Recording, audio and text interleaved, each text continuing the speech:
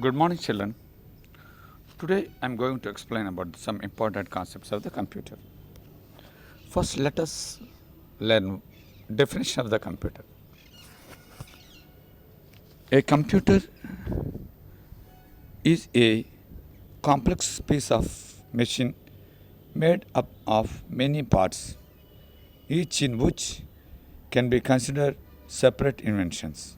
Or you can say a computer is an electronic device which processes the data and gives the meaningful results. Charles Babbage is known as the father of the computer. Whenever you are learning computer, you must learn certain fundamental things. First one is that hardware. All the physical components of the computer are called hardware. Second one is the software. Software means all the programs written for computer are called software.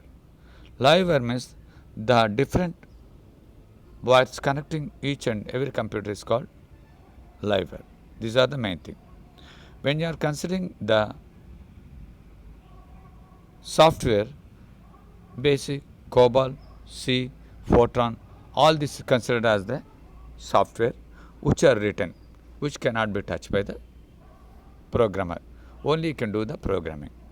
Whereas hardware means all the physical components like CPU, monitor, keyboard, mouse and all these things.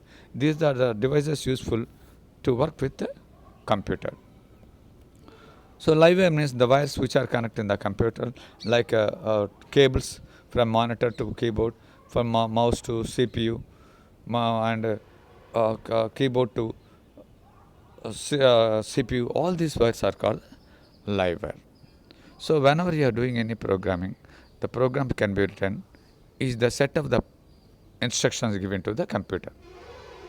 Generally, when you are dealing with the programming, you have the two concepts. One is the system software, second one is the application software.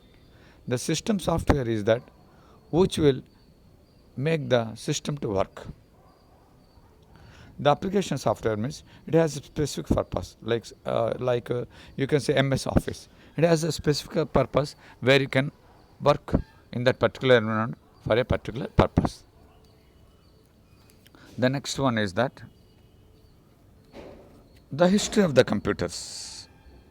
So whenever you say the history of the computers, you divide the computers into 5 generations. The first generation, the second generation, the third generation, the fourth generation, the fifth generation. Generally, we consider the generations in general manner. It depends upon the development of a particular thing. Whenever you talk about the computers, the generations are divided based on the different instrument used in the computers and development in the software programming. The first generation was from 1940 to 1956.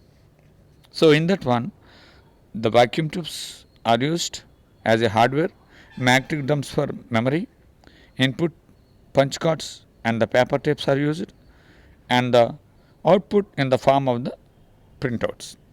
The software used in that is machine language is used, that is zeros and ones, solved only one problem at a time, mostly scientific applications.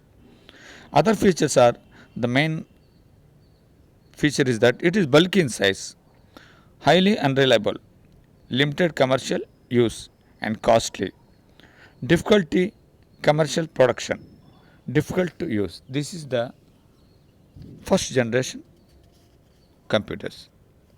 The example for this is UNIVAC ENIAC. So UNIVAC was the first commercial computer delivered to a business client, the US Census Bureau, in 1951. Next one is second generation. Second generation is between the 1956 to 1963. In this one, the transistors are used. That is why the size of the computer was reduced to a little bit smaller compared to the first generation. The second generation will be considered from year 1956 to 1963. The hardware characters are the transistor is used, magnetic course memory is there, magnetic tapes are used for storing, disk for secondary storage. The software characters are batch processing system, assembly language, high level programming language developed, scientific and commercial applications are used. The features are it is faster, smaller, more reliable, easier to program than previous generation system. Commercial production was still difficult to costly. So generally in the third generation integrated circuits are used. And what is the integrated circuit? An integrated circuit is a small electron device made out of semiconductor material. The first integrated circuit was developed in the 1950 by George Kibble and Robert Noyce. Children, we will learn about the third generation in the next class. All the best.